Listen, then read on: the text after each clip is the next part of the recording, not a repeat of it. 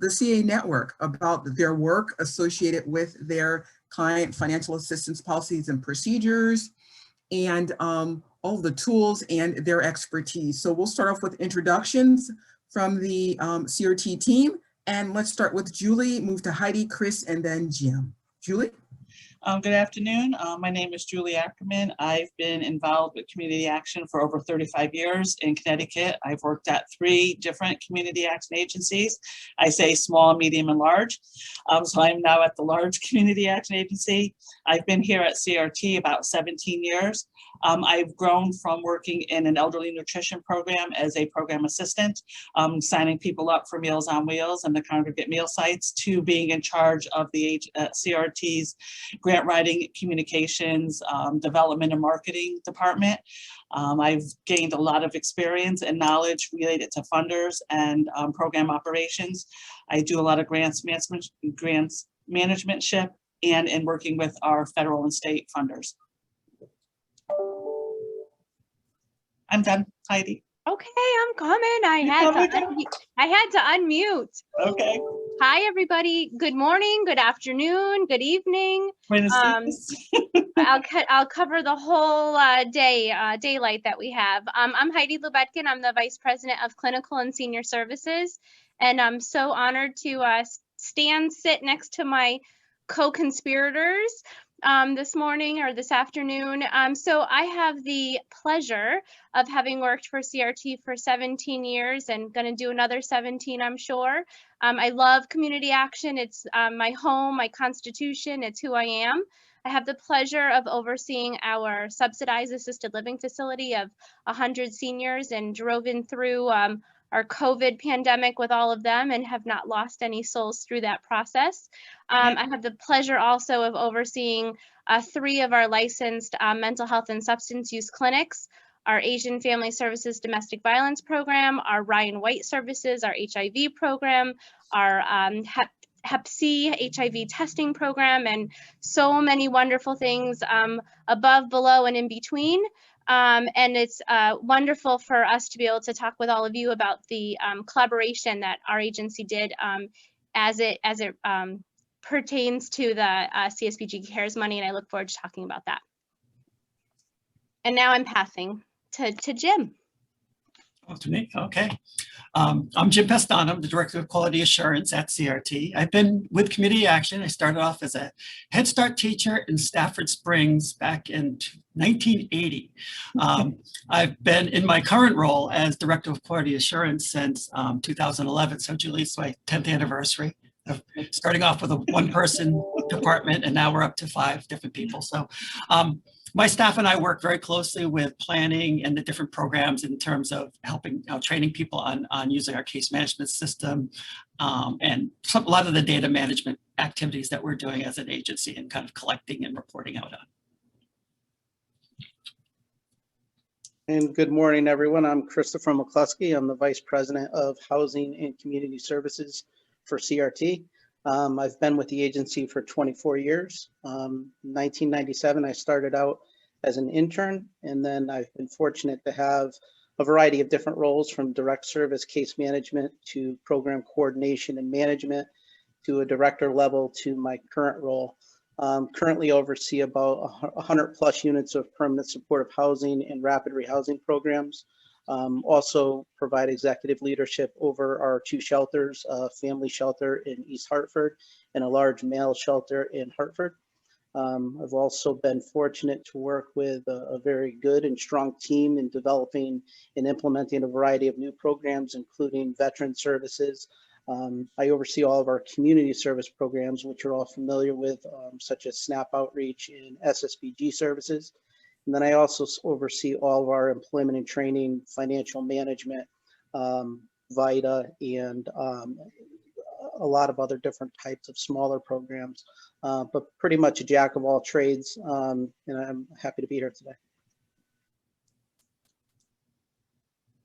Great. So thank you, everybody, for the intro and just setting the background of the talents that are being brought to this actual discussion.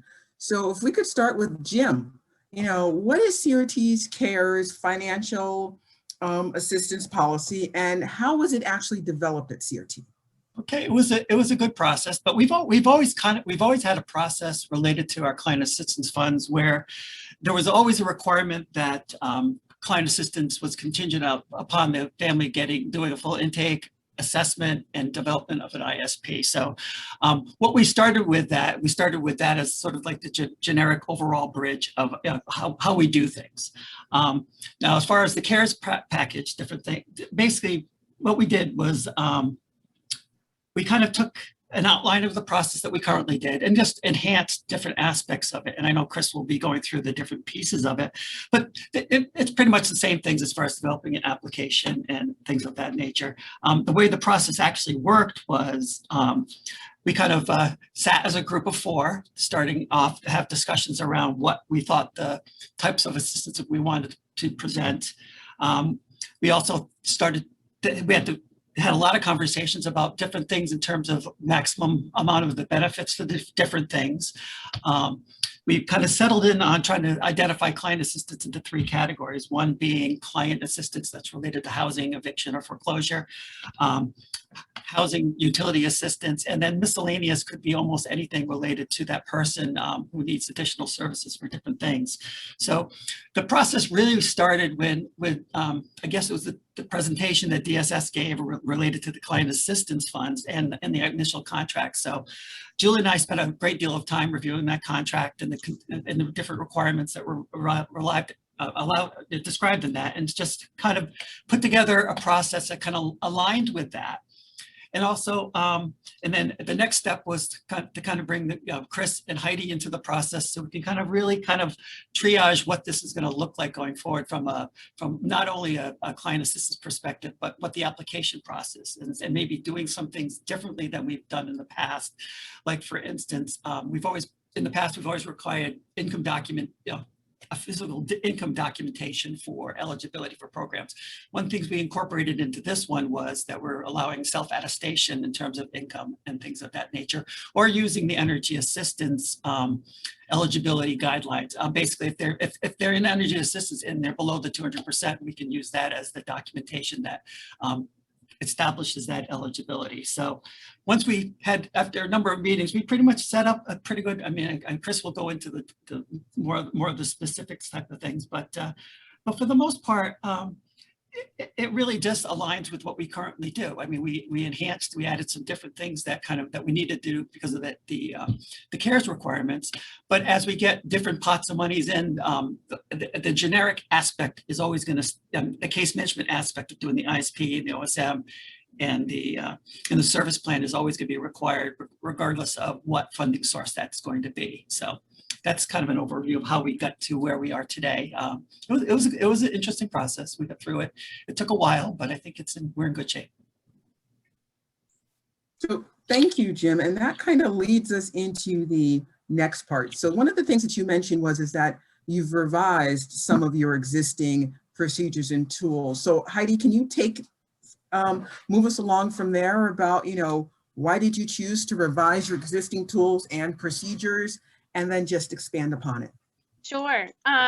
So just kind of piggybacking off of what Jim said, we had the option after we had the DSS presentation to start from scratch, assuming that we didn't know, maybe this presumption that we hadn't had these types of payer of last resort interventions, or we could say, wait a minute, what do we do in our agency already, right? How do we deliver funds to the community at large? How can we build on our existing policies and review them? So each one of us comes from a different perspective within our agency. And so each one of our roles came together at the collective table to say, okay, we're not going to start from scratch because we already know how to do this. We're going to take what we know, and then we're going to take our roles, our unique perspectives, and then build off of that to look across the agency and kind of just get a collective viewpoint of all sorts of client assistance dollars that come into the agency, find out, what are the most effective policies. And we already knew that we were pretty good at doing this already, right? And so we know that we're efficient. We knew that they were effective. we most importantly knew, because we aren't finance folks, as you've noticed right already on the call, we knew that we have good controls. And so not reinventing the wheel, building already on what we have, and taking the collective wisdom that we all had from our perspectives and just revising this. And then always along the whole path of this, measuring back to what that DSS information was, making sure taking a temperature to apply what we know, what we already have that's existing, and then how do we move that forward to make sure that there were no barriers, and that we could really support the community at large as fast and as efficient as we needed to do. Well, thank you, Heidi. That's what we thought, that's what we saw going on at DSS, but we wanted to just really have you discuss that concept with other CAs on this call about, you don't need to start from scratch if indeed you have a skeleton. Let's look at what the skeleton says, let's figure out what the boundaries are, and let's move from there. So thank you for that level of wisdom. Julie, why don't you talk to us about the pros and cons of actually creating the Client Assistance Fund? There wasn't many cons. The only con that was the time and effort put into it. We had a lot of meetings. We initially scheduled a meeting for an hour, and then an hour and a half or an hour and 45 minutes into the meeting, we're saying, you know, this meeting was only an hour and we're still here. So we spent a lot of time talking this through, making sure that we weren't being overly onerous on the policy that would hamstring us or make it harder for us to do the job that we needed to do, and also not being too lenient where we would get ourselves into trouble, where we wouldn't be able to track and account for the things that we did. So we spent a lot of time, and I think that probably is the only con, and it really isn't a con because it really got us to look at what was working, what we already had in place, and what we can strengthen going forward. A lot of the pros were that we ended up with a clear format tied into the CSBG language and into our budget and into the community needs assessment. So we kind of looked at all of those things together to see what was going on. To talk a little bit about what Heidi said, we did also an environmental scan. We looked not only at what our programs currently have available for client assistance that we could leverage, because we know that CSBG is payer of last resort. So we wanted to look internally at our own pockets of money, because every grant sometimes has pockets of money. Sometimes it's really narrow for that specific cohort or that a specific funder focused client population. And then sometimes we have a little bit of flexibility. We also looked at what's going on in the community at large. We knew that there was a ton of food distribution programs that were going on at the beginning of the pandemic and still continues. So we didn't really think that food was really going to be a high priority for us. We really thought that when we put this policy together now a couple of weeks ago when we finalized it, we really thought housing was going to be a really big need. But now we know through our continuous meeting and our continuous environmental scans that housing may not really be as big of a need because of the extra money that just came into the state, the $235 million. But we do see that security deposits are probably going to be a huge need. It's going to be, you know, most of the money that's out there is to pay for back housing assistance and not for security deposits. So the pros is to realize that this doesn't end because it's in place. The pros means that it's a living document, and we continue to do that environmental scan. We continue to balance and look at the funding resources that we have available. One of the other things that we developed was a tracking schedule by the categories that tie into the budget. So we could see as we start to spend the money where those need pockets are. Do we need to go back in and look at the limits that we've established? You know, is all of our money going into one category, and why is that? And we can continue to do that as a group to see how best we could adjust our focus and our use of those dollars. Thank you, Julie. And I think the points that you talked about, even tracking based upon those different categories, is really going to be really helpful. So maybe as you're thinking about year 2 or year 3, you might decide we're going to shift resources because this is where the biggest need is, and we're not going to worry about, as you said, you know, arrearage because someone else is already taking care of that. but someone's going to need security deposits. So we'll cobble together 2 different funding sources to serve that whole family. And I think that's what's really great, that you're constantly reevaluating and looking at that level of information to tell the story about the services that you're actually providing. So that's really, really wonderful. One of the things that I'm thinking about now as I'm hearing the conversation and really digesting it all, maybe Heidi, you can let me know and talk to the group about this. You know, what should people really be thinking about when they're creating a client assistance fund? Sure. I think first and foremost is recognizing the one word that always comes to mind with community action is nimble. That is who we are. We're like those like Gumby in some ways, right? If everybody even on this call knows what Gumby is, but we have to be Gumby, right? Because as Julie had said many moons ago, we thought it was food. Then we went into housing, and you know we don't necessarily know what the temperature will be at that moment, but the policy itself, the practice of how it's delivered, we have to go about it in a nimble way, so we can meet the needs of the community. And as human beings, that's who we are. We change up what we need and what we're going to need in order to be self-sufficient. So as far as like the advice of how to go about this, first is thing again to look at who's on this call. Because we weren't necessary some additional supports to come in to talk about client assistance. Is it the frontline staff person who is the deliverer? Is it going to be somebody in a role like quality assurance to keep those good controls in place? Make sure that you have a collective team to then really look at the impact so that the efficiency, the effectiveness, the controls are all together. And not to mention just to get other people's perspectives, because not one person here has the right answer. That's what being nimble and being collective is all about. I really enjoyed, Heidi. Sorry, Julie. It's okay to chime in. I really enjoyed having the ability to work with Chris and Heidi on the direct lines to really get their firsthand experience of what their clients were experiencing. You know, often I'm in administration and I see what the funder wants and the square boxes that we need to check off and all that kind of stuff. But sometimes that doesn't translate into what Chris and Heidi are saying on the front lines or what their case managers and staff are saying. So to be able to have the ability to take what I know about the work we do with clients and customers and to see if it really matches up with what's actually going on in the community, because what I knew 2 weeks ago may not be the same that's going on.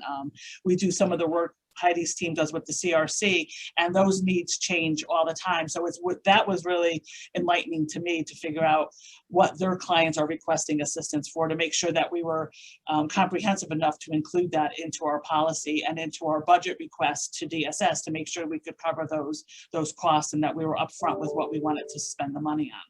And I think structurally we did it. This is a Roma cycle. You know, this is this is from the doing the needs assessment. And then Newcastle would like that one, but it really is that. I mean, it's really following that process and making sure that you have enough people giving input to that process, because eventually the data is going to get there. So they'll get that process is always being is always in a forefront, and then once we have the data, then maybe we can use it to help us identify other things we can do to help the community. I think the other part to just add is to allow yourself the time to do it right. I know that sounds kind of cliche and we all have lots of things on our plates, but this is such a meaningful process to allow for the meaningful time that it's necessary, so that if you put in the work in the forefront, the hope, and I'm sure it'll be at the end of this, the application process, the thoughtfulness, the protocols, the practice, it'll work in an efficient way. And so sometimes I think time escapes us where we have competing priorities. But for this, there was a lot of time committed on all of our parts. But I think that we knew that the investment in doing that to get it right would help us in the long run, so that the end consumer of what was gonna need to be able to receive these services, it'll happen in an efficient way and also won't cause bottlenecks because we thought through that process. So I think time is also a component where people just need to honor that and allow for it, to know that you're gonna save time at the end. And one of the other good things was by having so many different perspectives is that when we roll this out and case managers begin to submit requests for assistance, that everybody knows what bucket that assistance goes in. There's no misinterpretation. They know if they request, a hygiene product, that it's going to go under this category. So when we track it, we know what's being spent. So having that clear understanding that everybody has, the shared understanding, so that there's no second guessing. What does this really mean? Is this an office supply or is this a program supply? When you look at those things here, we've made it really clear so that Chris and Heidi and the other managers that will have the ability to acknowledge and submit requests for this know exactly what the funds are used for and how we are able to use them. So thank you. I think that we kind of covered which would have been my next topic or conversation point, and it's really around lessons learned from the process. And so we've kind of touched on it just a little bit, but I'm not sure if there are other things that you all would like to identify as lessons that you all have learned from working together to develop this process. Yeah, Cassie, it's Chris. I would say that, one of the lessons learned is never think that 2 meetings is gonna solve your issue. Don't ever book a meeting for a half hour. It's always going to be an hour and a half, especially when you get a lot of opinions. One of the biggest lessons I think we learned is that we already had established systems in place that worked on smaller levels. And by that, I mean, all of our agencies probably get different types of pockets of client assistance funding in, right? Or temporary financial assistance, whatever your respective agency classifies or refer to it as, but they're usually smaller buckets of money, right? Maybe you get $5,000 from a foundation. And we all have different size of agencies, but we all definitely have different departments, right? So if you get a $5,000 lump sum for security deposits, I think the natural reaction is that it's housed in one unit or one division, because you're not going to serve that many people with $5,000, right? So you're going to burn through it quickly. You're only going to have a handful of referrals and then applications to contract or payment. In this case, it's a larger allocation of funds. So our lessons learned is that we have to have a system in place that doesn't just work for one program or one department, but we need a system and a policy that works for a large agency, and that we're going to have oversight, financial controls, and that we're now in the process of rolling it out, educating and making sure every case manager that may not have had access to financial assistance in the past knows what this process is. Is it new? No. It's an amended process that now it will work across all channels in our agency.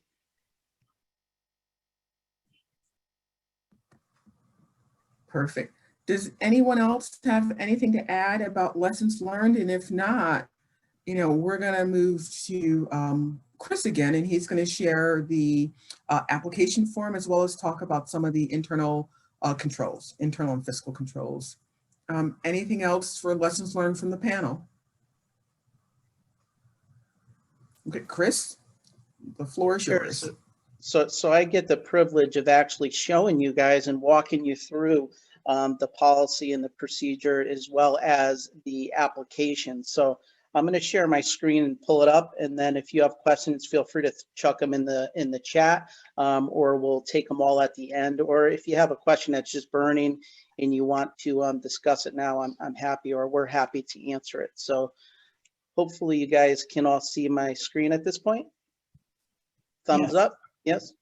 Okay. So like I said, I get the privilege of walking you all through this and exactly what we created. So again, we've had an existing client assistance policy in place. This has been enhanced and modified to make it universal. So regardless of what client assistance funds come through our agency, whether it's from DSS or the Department of Housing, or if we have foundation dollars that come in, we have an overall guidance for the issuance of temporary financial assistance or client assistance funds. And then we get specific to that in addendums, which I'll show you as we move along. So the first part, I've highlighted key points of our policy. The first identifies what the purpose is. And I think, you all run SSBG, and we all understand that the whole idea is help families reach their goals. And that's really what the issuance of our financial assistance is on. It's not necessarily to promote this and have this open to the general public where we're going to have lines of people coming in the door to get a check written to them. It's really about how we are going to help individuals and lift them out of poverty by reaching their individual goals. And the way that we do that is continued engagement in case management. So we really prioritize the CARES dollars and new issuance of any of our financial assistance to that work with our families. So the purpose is to help them reach their goals. Overall general eligibility, we focus on whether or not, the customer meets the program funder eligibility and income requirements. And again, emphasizing that they're actively engaged in case management services. All of the requests for financial assistance must align with their ISP and the scope of services that we provide. And the customer agrees to continue working with us. Again, these are the general eligibility for a general agency-wide policy on client assistance, not necessarily just tied to CARES dollars. Types of assistance available, again, all of that is going to be predicated on what the funding use is for, right? What the criteria is as identified by the funder. And then we outline those in various appendixes as we move forward. General standards, all information, and I think this is important for all of us. We all have different types of electronic records, but it's important that not only are we following an established process, but that we're documenting it, right? So that we can show that the issuance of client assistance is assisting people to meet their individual or family goals. So we just emphasize in here that all information on the client assistance application must be complete, current, and documented in the STEPS case file. STEPS is our agency's case management system or software. Then we get into the income documentation. In this case, the general policy is recommending or asking for a 4-week period in which is documented and uploaded into our case management software. And then obviously we're going to continue to follow up with our contacts as required and make sure everything is documented on an ongoing basis that work with our clients. CRT case management staff will review the application and required documents with their direct supervisor. So this really begins with direct service staff, right? Interacting with the customers, completing an intake, completing a full assessment on individual needs, developing goals, and then identifying where those barriers are, and then how we may be able to assist with the issuance of financial assistance for them to overcome those barriers and achieve the goals as identified in their service plan. All of our payments are third-party payments. None go directly to the individual themselves. CRT has an established check request and purchase order process in place. I'm sure all of your agencies do. And the policy talks to that. And then our application is used to support the request, whether it be a PO or a check request. So what does the case manager do? The case manager is going to work on completing that application, which I'll show you shortly. They make sure that they will also submit a copy of their ISP, and also verification, which I think is important here, verification of the indicator and or service entry into our STEP system. So when this process goes through, a case manager will complete the application, will attach an ISP, will also verify that this has been recorded as an indicator in our STEP software. So when we produce our annual CSBG data and review them quarterly and submit them to DSS on an annual basis, that we're picking up all of those indicators and services that are offered.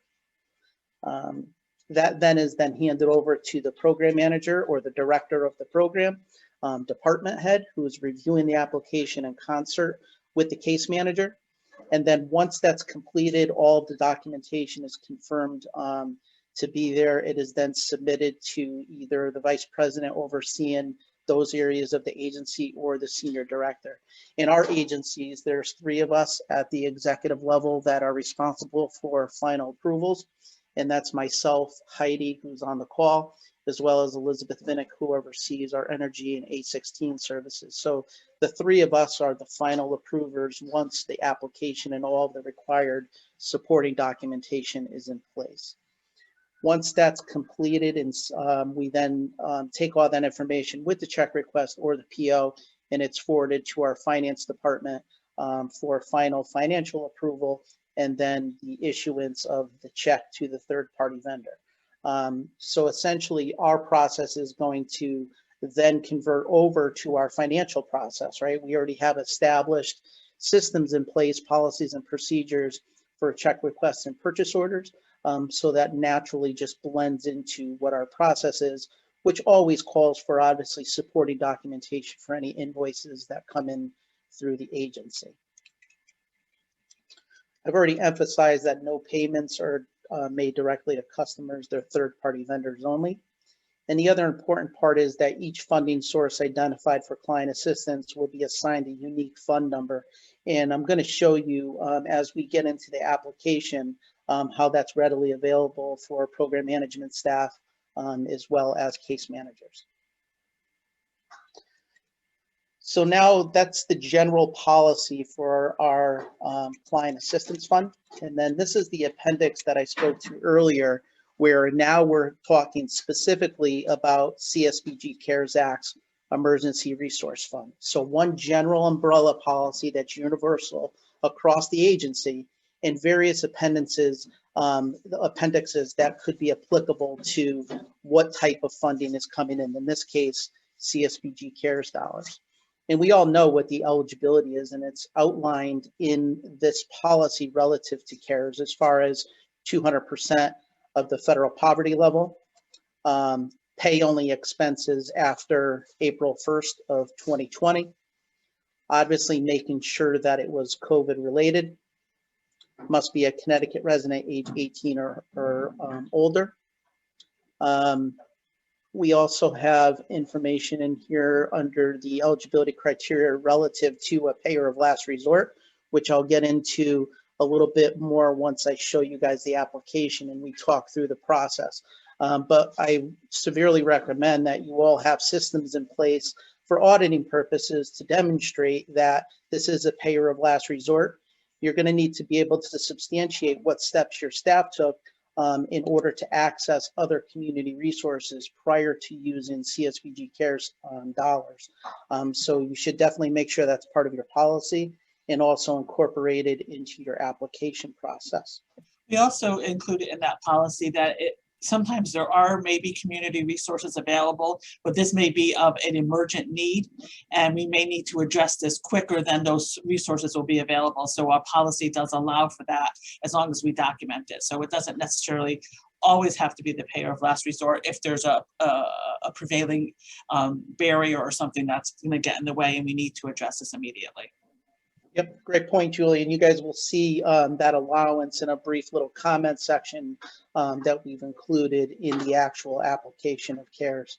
And in here, we just speak to, again, as part of payer of last resort, one of the areas is that you can verify the use through 211 about the availability, and then making sure that I'm sure when you guys develop your service plans, at least in CRT, when we develop our service plans, we identify in our service plans as part of action steps who's responsible for what, right? Because it's a relationship between us and the client. In some cases, the client is going to handle a certain task entirely on their own.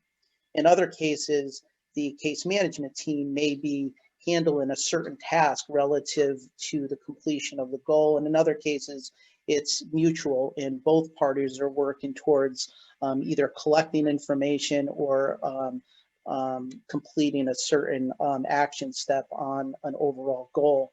And in this case, we just want to make sure that our staff are aware that one of the avenues obviously is to look through 211 about available resources in that respective community, especially when you're serving multiple counties like CRT does. Additional eligibility requirements, if applicable, rent reasonableness, and hopefully I can share my screen again here, and you guys can see what we're talking about. Can you see my screen? So when we're talking about rent reasonableness, and again, when we get to the application, it'll speak to the different areas in which we are providing client assistance fundings for. But one area obviously is in rent, and we want to make sure that we're following reasonable market rates. And in this case, we use the HUD portal, which the link is included in our policy. And if those of you that aren't familiar with it, this is the 2021 fair market rent. You can go on the HUD portal and see in your respective communities what the value is of respective efficiencies: 1 bedrooms, 2 bedrooms, 3 bedrooms, 4 bedrooms, etc. So we really use this as a reasonable guide to issue financial assistance. We want to make sure we're not paying $2,000 for an efficiency apartment. That's really not reasonable. It just gets back to our policy and procedure. There we go. Share. You guys can see it again? Okay. So that's identified here as that link that I was referring to. So if you guys want to jot that down, or we can make it available to you. And then other parts of the eligibility requirements is obviously showing us that and verify the property ownership, whether it's a rent obligation, a lease, etc., a rent mortgage, etc.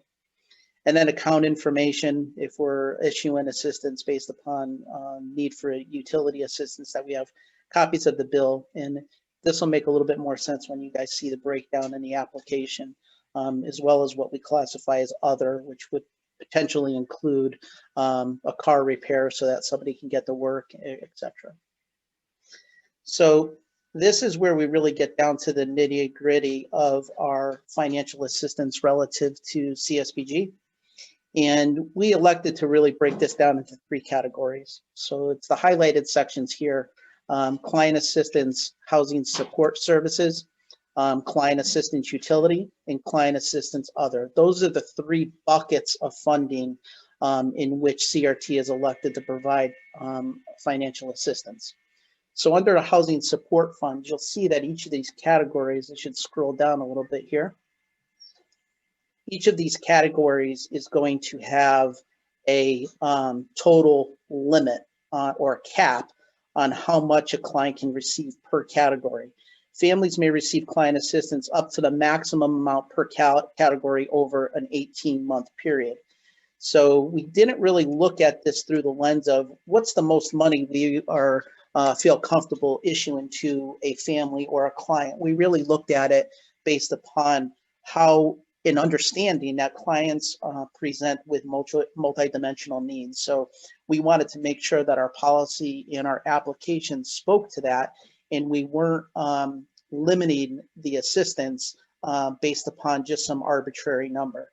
So we went through point by point on what we were comfortable and what we would propose as respectable or fair maximum allowances per category.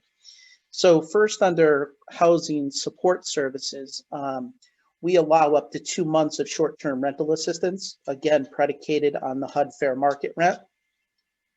Mortgage payments, we all know, and we've been working with customers, I know all of your agencies have as well during the pandemic, working with a lot of individuals that are having issues paying their rent, right? What we continue to emphasize on an advocacy level is that landlords are not villains. Landlords are our friends. And we need to make sure that not only are we supporting our renters, but we also have assistance in place to assist property owners that could be renting to our program participants. And right now, the vast majority of the resources are available are either forbearance or low interest loans for homeowners. And they're put in a bad spot. And if we can't figure out a way to assist those homeowners, we're going to lose housing stock. And when you lose housing stock, it doesn't matter how much money you have available for rental assistance. If you don't have somebody to pay it to house someone, the money is useless. So I know at a statewide level, we're looking at a variety of different ways in order to make sure that we're honoring that relationship with the landlord. In this case, we're speaking specifically to mortgage payments, and we will allow up to 2 months of short-term mortgage assistance based upon a maximum of award of up to $4,000. We also wanted to include some funding in here, obviously, for security deposits, and we'll allow, again, up to 2 months based upon fair market rent. As Julie articulated earlier, one of the things that I think our network needs to be aware of and an understanding is the launch of the new Department of Housing Unite CT program. If you haven't heard about it yet, there's going to be a huge flood of funding available for up to $10,000 of rental assistance. So again, when we go back to the payer of last resort requirement, you really need to make sure that when you're allocating your funding resources for CSBG, you're taking into account that there is going to be a wealth of funding available to support renters. We've developed this policy and made our allocations prior to the new program launch. So on a monthly basis, myself, Heidi, and Elizabeth, we'll be getting together, and I'll talk about that in a little while. We'll be getting together and reviewing both the where we're standing financially and all of the total number of clients that are benefiting. I am respectful of time below there, so I am going to filter through this quickly so that you guys can see the application and leave time for questions and answers. Hey, Chris, there was a question in the chat box and Jim answered it. Just going back to Eve, she said, are clients who are above the HUD guidelines usually unable to be approved? And Jim responded to say no, but the maximum amount of assistance would be capped at the amount of fair market rent. So just want to make sure that Eve is satisfied with the question and answer, because that's the area. No, I am. I just wanted to clarify because I do see the guidelines and I know different areas have different rent amounts. So I didn't know if we should just be in the mindset of that or continue to take, applications in the future. So that clarified my question. Thank you so much. Sure. And then when we get to the application too, I think there's one other interesting point that came up in our discussions that I'll bring up is around rental payments and caps and whether or not somebody's on subsidized housing. The next area is utility assistance. Again, I think it's pretty straightforward, up to 2 months of arrears, not to exceed $1,000 over the period of funding or 18 months. And then finally, the last bucket is the client assistance, which includes car repairs, emergency food, transportation costs, purchase of PPE, household items such as beds or mattresses, etc., and then miscellaneous. We don't know everything, right? And that's really why we have a system of approvals in place to make sure that something that we can't think of now is definitely going to come up, and we want to make sure that we have an allowance that doesn't prohibit us from issuing financial assistance. We want to obviously have a policy and procedure that is setting the standard, but we also want a little bit of discretion in there for those unique circumstances that come through where we know it's a demonstrated need, we know the documentation supports it, and then collectively as an agency, we feel it's the right thing to do, help that client out of that financial distress and also meet, again, a goal as identified in their service plan. The up to $1,000 of support per household in this category alone. So somebody, for example, may come in multiple times and access funds multiple times, but there's going to be a cap by each of these categories and then a total cap also in this miscellaneous or other category. And when we look down on here, which I think is important for you all to make sure that you have documented in that your program manager staff, if they're not involved in your finances of the agency, that they become involved relative to this so that you can track funding or the the expenses relative to this funding. You'll see that those three categories that were highlighted up here or down here: client assistance, housing, utilities, and general assistance. and we provide a unique accounting code for each. So the reason why I color coded these here is so that you see in our agency, this number right here tells you, quote unquote, what program they're involved in or what fund, okay? So 609 is our CSBG funding. This code here that you see are all different, right? Those are all part of our chart of accounts that identifies the direct line in which you're allocating the expenses to. So we have a unique code for client assistance under housing assistance, client assistance utilities, and client assistance other. This rolls up differently, which Julie can speak about later on as far as how we were reporting it out. But from a financial tracking perspective, this is how we can code and quantify in which areas we're expending dollars in. So Chris, it is 12:50, and so We got 5 minutes to make sure we have time. Yep. Yeah. I'm going to go through this application in 5 minutes. We're now got, so that's all the policy relative to the universal policy and then the appendix specifically to CARES. This is the actual application. And what you're seeing here is I highlighted steps P.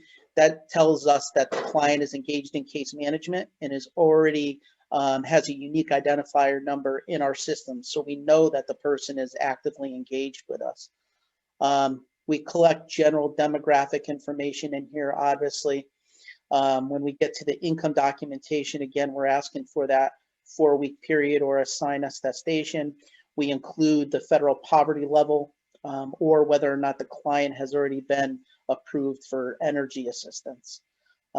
We simply have the case manager check the type of assistance that is being requested that we talked about earlier, anything from the rental assistance through the utility or the other.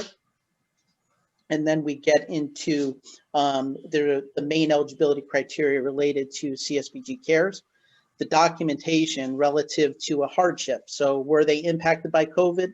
You know, that's one of the eligibility criteria in order to issue the payment. So somebody would check yes in here, and then they would identify what, how were they impacted? Was it job loss? Was it reduction of hours or other? And then we asked that our case managers, we asked that our case managers put a brief comment section in there relative to how they were experiencing a hardship to COVID. The payer of last resort requirement, here again, we're speaking to 211. We ask our case managers to put a quick little summary in here on how they attempted to access, to Julie's point earlier, and maybe a timing issue and an urgent need. The funding may be available, but based upon that urgent need, we made the decision to issue it. Again, a little type of comment in here would be sufficient. Has the client received it in the past? Again, we have caps, right? So we want to make sure that we're not exceeding those caps, and we want to make sure that all of that is documented in our case management system.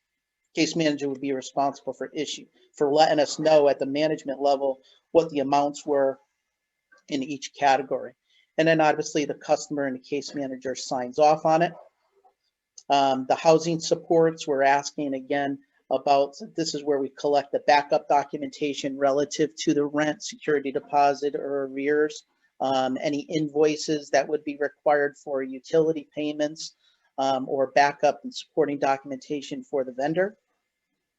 On this account, this is where it pretty much closes out the application process, where again, listing those codes relative to those different types of funding assistance, how much is being requested in each with a total. This way we're able to actually submit, in some cases, a check request on approving an application on one check request. Sometimes it would require multiple based upon how many vendors are associated with it. And again, we want to make sure that the ISP is attached. So case manager would check this, and that the indicator was selected in our case management system. That's the final, now the final approval would be down here. This is where Heidi and I and Elizabeth make the final approval. And as you can see down here, because we have 3 categories in which people can apply, somebody could be denied for whatever reason. Maybe there's a lack of documentation in there that we will not approve. or if the funding is out, if the request is outside of our cap. There's different reasons for approval or denial, or we may approve at lower levels than what is requested based upon funding availability. And in that case, we would document this here, whether it was approved or denied, how much was approved. That's pretty much the full application process. And then we have it down here in declaration of statement, also in Spanish. So I see we're running short on time, so we can open it up to questions. So thank you, Chris. And thank you, the CRT team. I think this was really, really helpful as we start this conversation and move forward. I don't see any questions in the chat, but again, as Chris and the team said, they are available for questions. So you can put the question in the chat, you can raise your hand and unmute yourself. There were a couple of questions that were started earlier and they were addressed by Jim, and Heidi added a little bit of information. But are there other questions, anything that we can help with? We do know that some CAs were struggling with really moving this concept along. And so we wanted to share with you some information from an agency that really took this concept by the horn and really made it their own and made sure that once CARES is gone, they still have a tool that's still going to be able to be utilized within their agency. So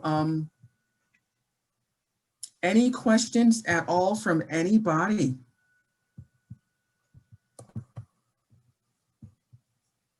Is your agency currently taking applications, or is this still in the planning phase? We are scheduled to do a rollout next week for all of our managers on this process. Again, some areas of the agency is familiar with this. Other agencies, not as much. So we wanted to make sure we did a thorough rollout. We also, again, going back to payer of last resort, our agency was also fortunate enough to have other methods of financial assistance available to us. So again, holding true to the policy, we're now expending those funds, and I think we're now positioned to start really tapping into the CSBG CARES Act dollars. Thank you, Eve. Yeah. Oh, I have another question. How are you guys handling with clients who are getting unemployment with these boosts who would qualify for these programs, and you guys are seeing application where they have a need? How are we addressing, that bonus that might put them over the federal poverty guideline levels? Well, Eve, I think you've just answered your question. Some unemployment would not be captured as income, but these latest rounds are captured as income, and then they would be over the income level. And even in those, again, I think we're fortunate where we do have different buckets of money for financial assistance for customers, and again, at all different levels. If there's a financial need, that's really where our case management staff really come in, where they can tap into community resources that are available, or other funding streams that may be in our agency that don't have as stringent income eligibility criteria. So if we had some foundation dollars that really don't care about it, they're only looking at whether or not the service was rendered, we would have our case managers tap into that. And really, Julie had a really good suggestion, and we've never done before in our agency, to be honest with you, was to really put on one master spreadsheet all of our client assistance funds and how much is potentially available and where we stand, so that we all are knowledgeable of it now. And we're really holding true to the idea of a payer of last resort, and we want to be able to demonstrate that we're doing that. And Eve, I think the other part is that if indeed this household, if you will, might have two or more barriers, underemployment and some other things, there is HSI, and then through your work with the case management, you can then identify other resources that might be available in the community. So it's not like we're saying, no, we can't serve you. But with these financial resources, we can't. But I think this is the other part CRT was talking about, this case management, this relationship, addressing what that barrier might mean to move that family to self-sufficiency. I think so. Clients could be fluid as they move through the various programs. They don't need to know all of that kind of stuff. They just need to know they're being served. On the back end, we can deal with the work, but the client should just be able to feel the fact that they've walked into your agency, you've identified what those barriers might be, and you're going to provide services to stabilize them and move them to self-sufficiency.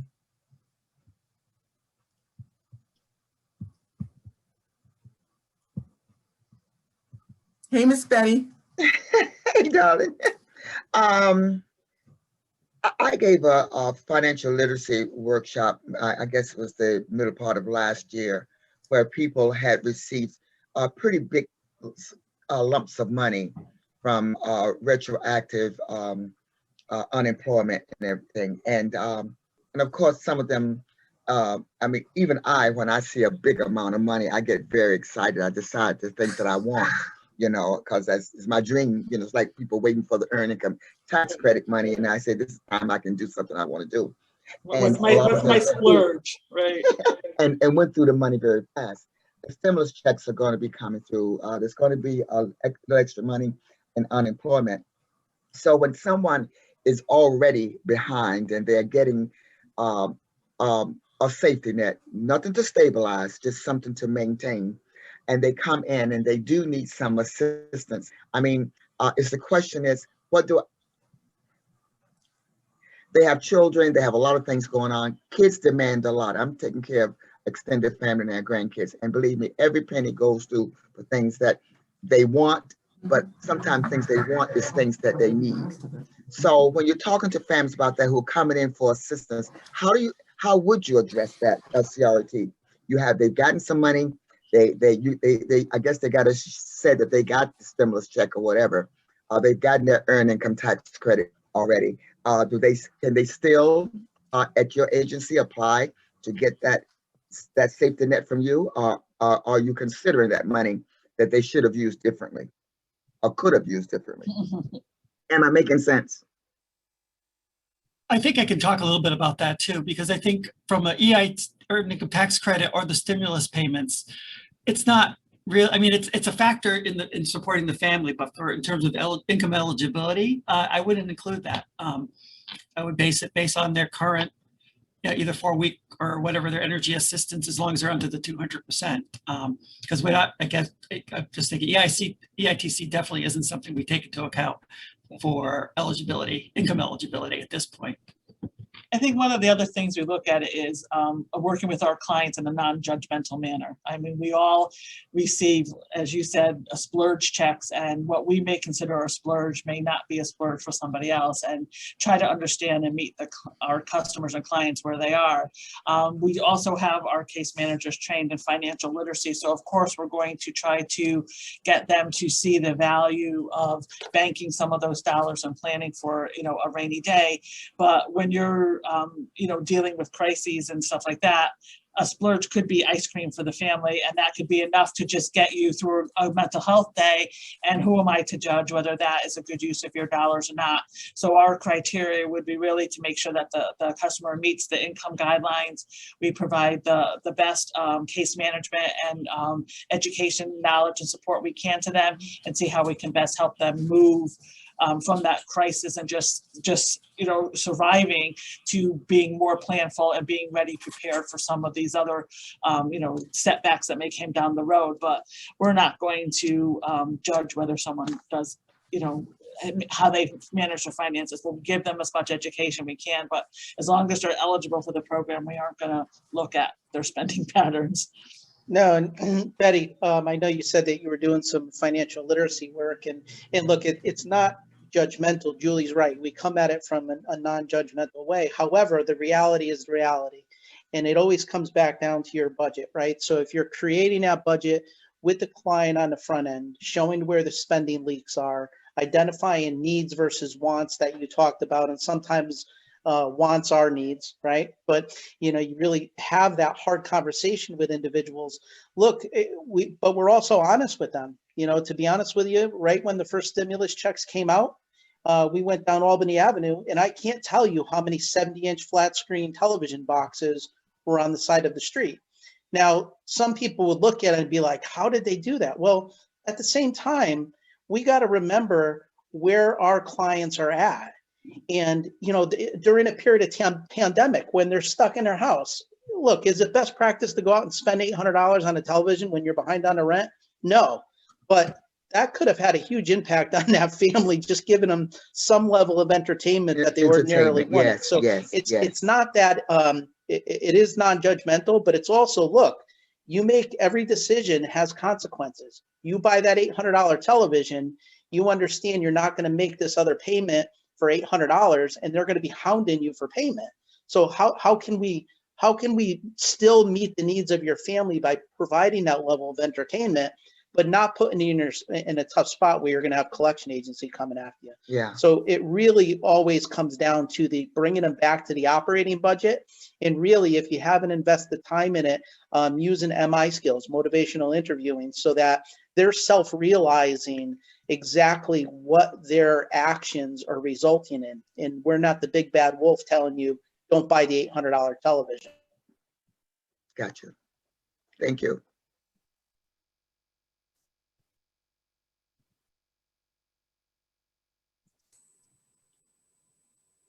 Cassie, you're muted. Cassie, we can't hear you. Sorry, I was saying, are there any other questions or comments for the panel? It's about 5 after, but this was a lot of information, but it was information that needed to be said. I think it's going to help a lot of agencies that are still trying to figure out, how do I do this? And where do I start? And I think from what you've all said, the first place to start is to have a conversation internally. What is our normal? What can we do to make changes? Maybe we have to start from scratch. And then what are the skill sets that we're bringing to the table with each of these people? And then looking at the guidance that was actually written and saying, you know, does my information align with this guidance? And what can I do to make sure I'm the most important thing in all of this? We can do whatever we want, but if we make our staff crazy, in the end, we're just harming ourselves, and they are the ones that are doing it every day. And so when I think about these kinds of things, I think about how do we make their lives easier, but still answering to HHS in the end, you know, the death of 1,000 paper cuts. And what does that look like? So that's why I wanted to make sure we had this conversation to really get people thinking about what this is and what we're talking about. And yes, we know there are people that are going to come in and day out with issues and concerns. And sometimes we have to say no. Sometimes we have to say we need to find another resource, and we need to find a way of being okay with that. Because in the end, if indeed costs are disallowed, then the CAA has to pay back those costs, DSS has to pay back those costs. So it needs to be that fine balancing act of us providing those services based upon need. And I think that's the great part about the ISP. What is that need? What is that person presenting? What services, what's our plan to address those needs? And then how do we provide it?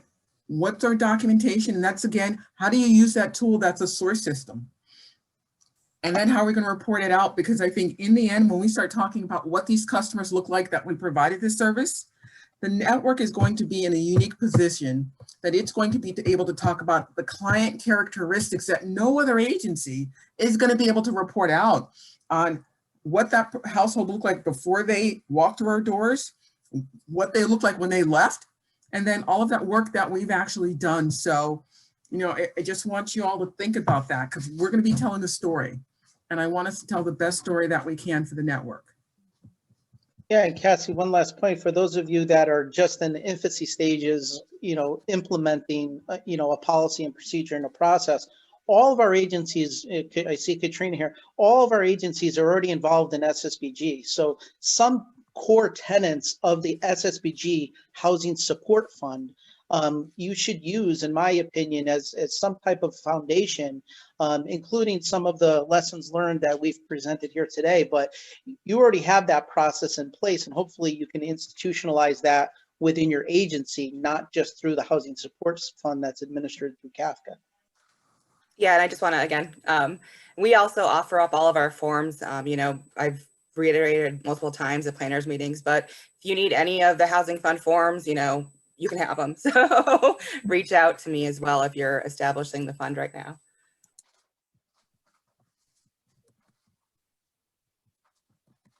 I'll just chime in if I can. Thanks for everybody for staying on this long and listening, and thank you so much to CRT for presenting. But part of our advocacy agenda this session is to ask the legislature to establish a client support fund with $5 million that you all would administer. I don't have any idea whether or not we'll actually achieve this. But actually the reason I was late to this call was that I was testifying in appropriations in support of that agenda item.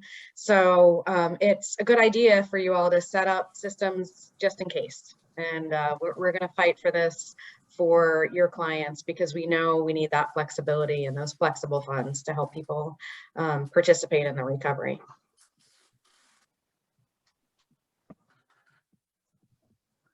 Well then, thank you, Deb. I don't see any other comments in the chat. I don't see any hands. Anything else?